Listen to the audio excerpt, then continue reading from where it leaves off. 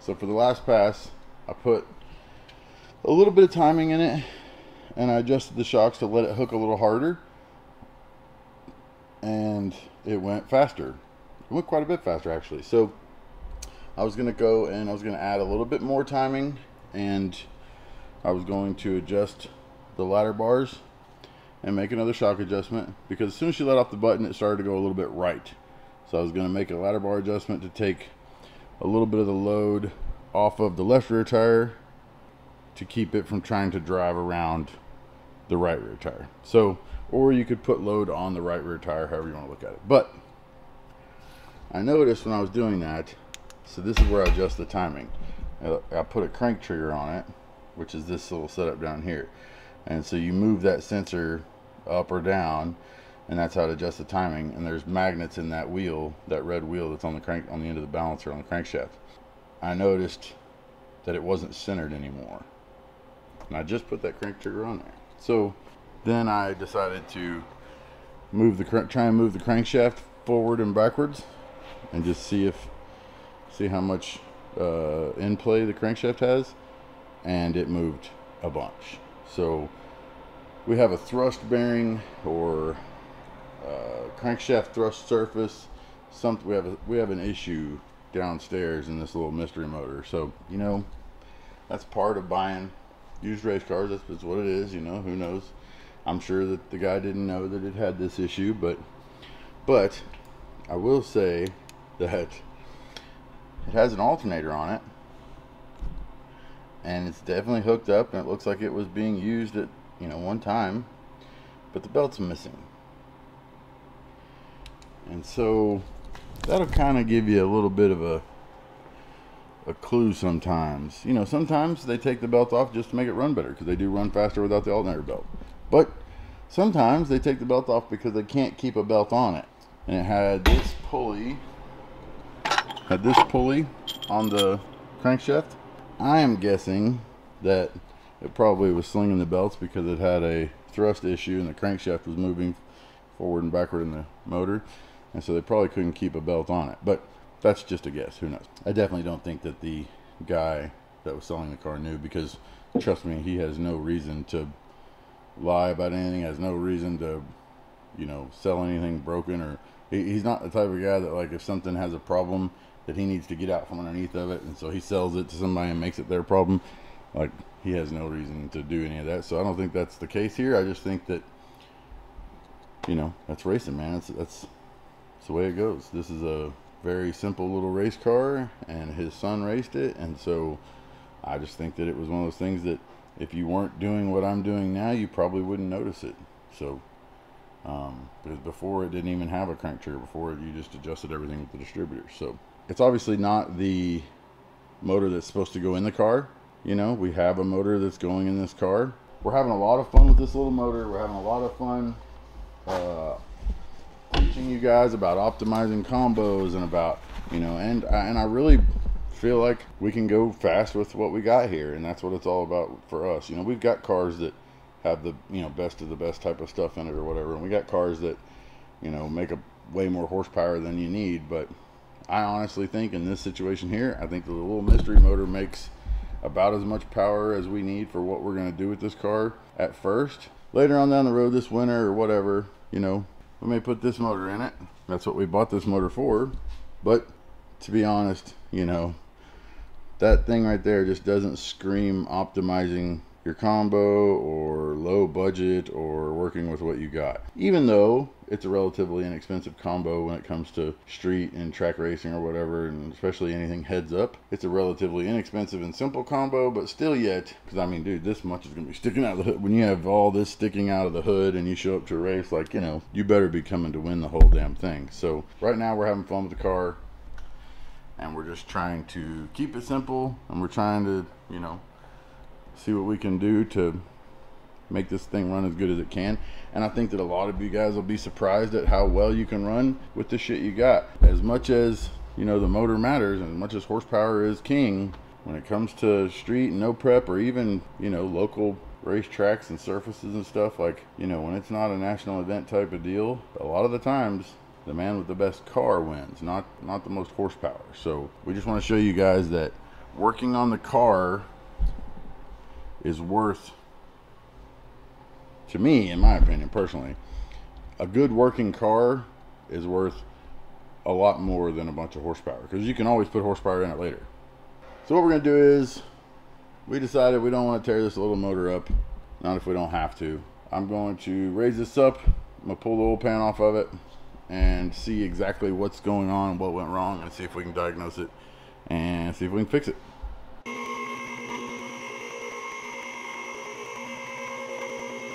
Alright, so what do we got here? So the cool thing about a Corvette, or at least this Corvette, is that you know, normally in cars that have stock frames and front halves and cars that have stock suspension and stuff, you know, normally you would have to go to great lengths to take the oil pan off. Usually you got to take the motor out of the car or raise the motor way up to where it's not even worth it. But as you can see, our cross member isn't anywhere near the oil pan. So all we got to do is we're going to have to take this steering link here out and drop the oil pan right down. So I'm going to get on that.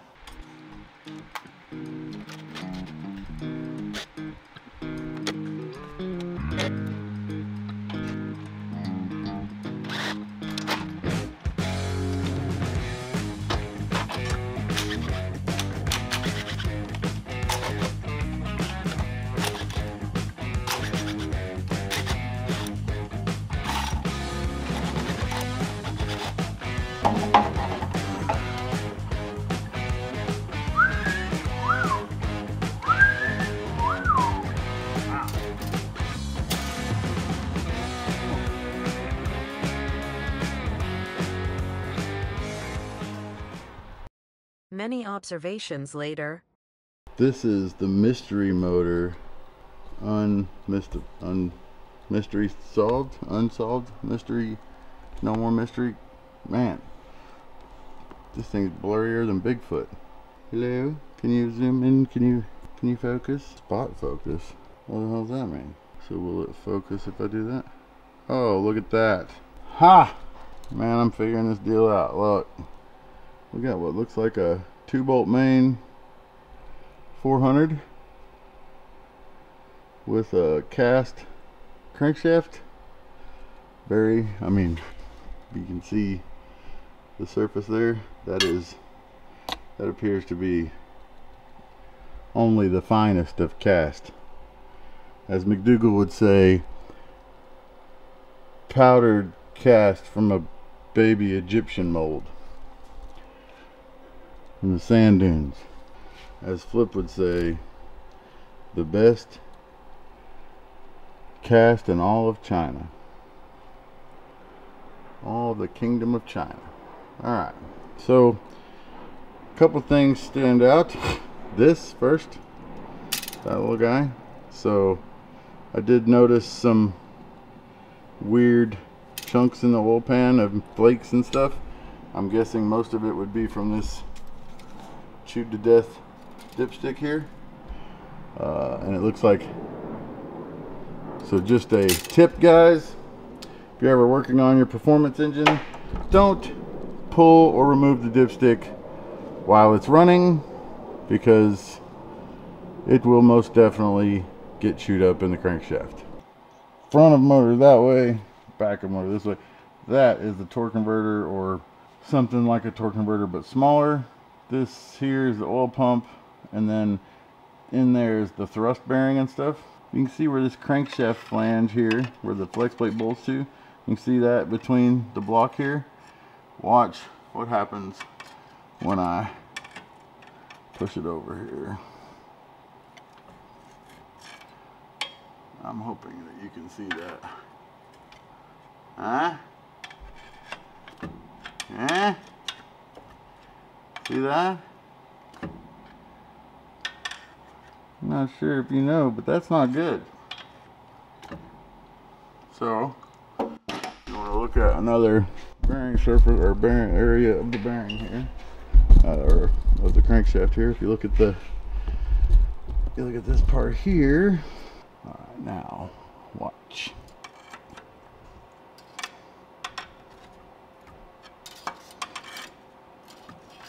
Can you see? I know you can see that. That is our crankshaft end play. And I'm gonna guess it's about 100 thousandths. Supposed to be about, I mean, some guys say 8, some guys say 12, some guys say 10. Anywhere around in there. Okay, there's just no real good way to show you that with this camera, so I'll have to show you on my telephone. Alright, I'm gonna attempt to get this phone up in here. Show you guys what I'm talking about. So you see this right here. So this is the crankshaft. This is the thrust face or the thrust washer or the thrust, whatever you want to call it. That's part of the crankshaft. This is the thrust bearing, and then on the other side it has, this is the part of the thrust bearing. So that bearing is a sandwich, and it has a lip on both sides to keep the crankshaft from moving this way and that way. And you can see that it is worn completely down. Yeah, see? So that's the bearing there, and then it's worn the face of the crankshaft here down, and then it's worn the face of the bearing here down, and it did the same on both. And now this piece of the crankshaft right here, that thrust washer or whatever it is, part of the crankshaft, it is thin now. And the problem with this type of issue, so you can see,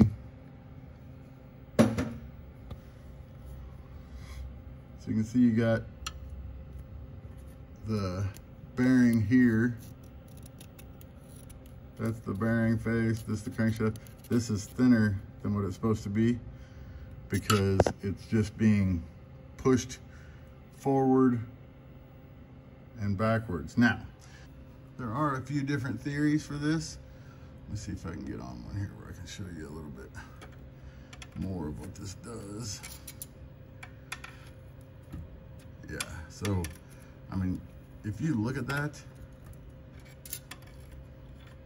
look how much of that, the main journal is popping out of that.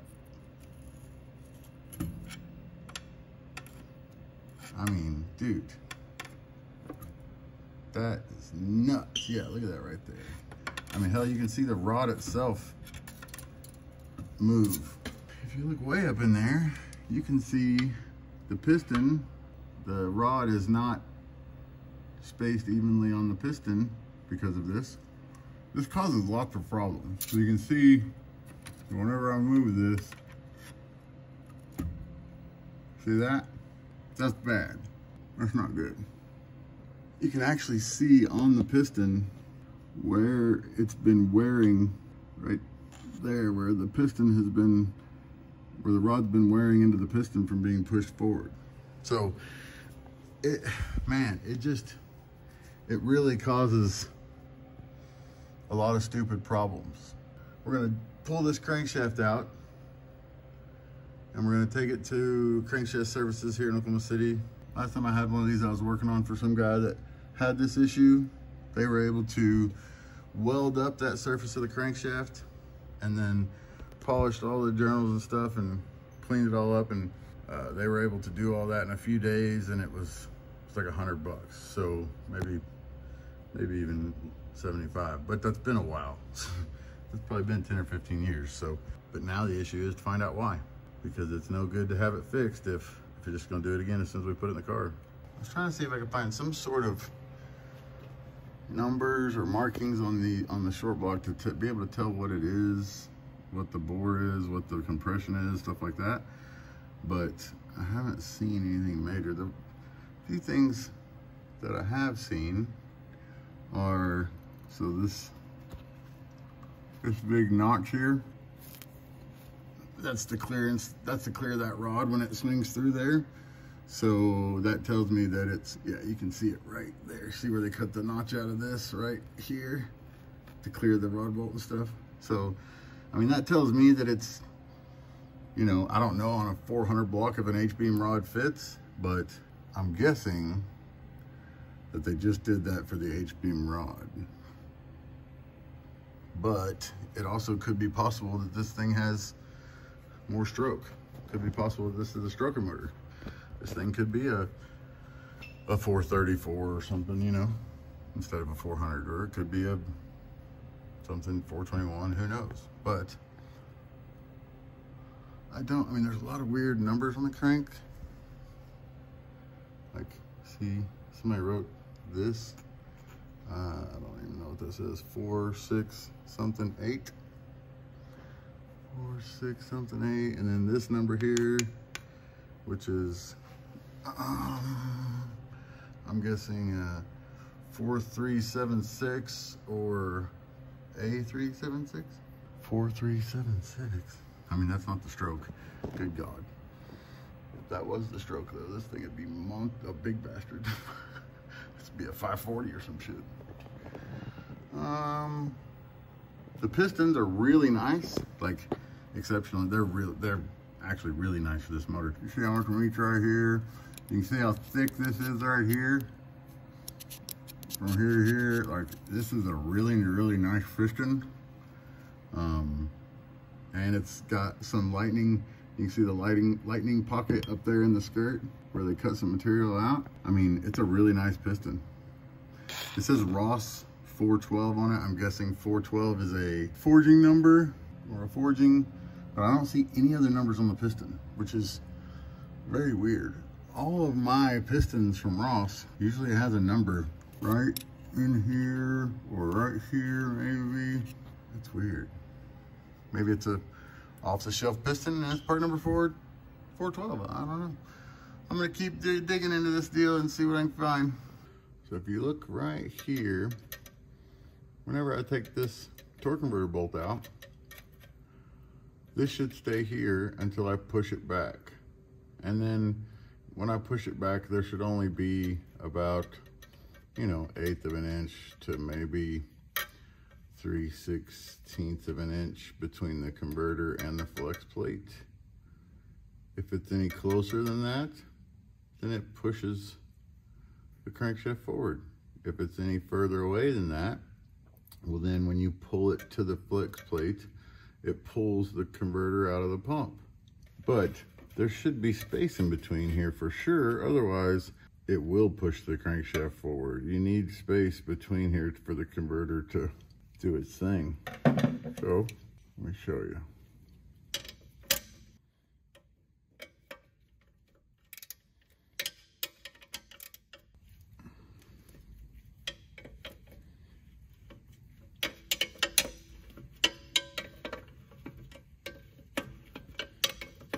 That's not good. As I loosen that up, it gained clearance. So when it was tightened down, it was, so as the bolt and nut were tightened down, it pulled the converter to the flex plate, or pulled the flex plate, actually it pulled the flex plate to the converter. So it just bent the flex plate, pulling it to the converter.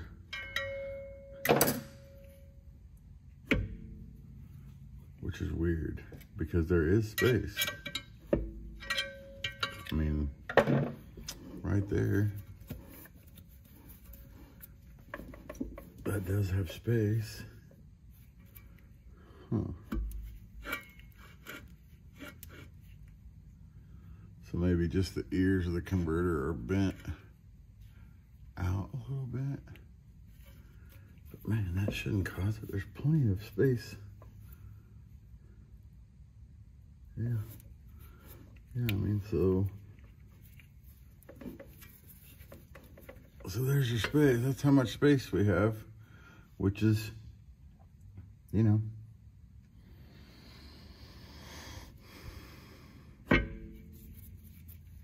a hell Well, if anything, that's probably more space than you should have. So that, initially I thought maybe that was our issue, but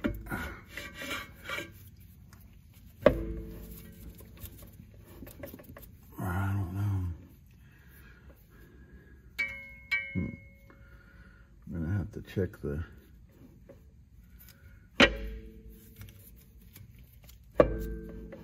I don't know, that doesn't seem like it was the problem.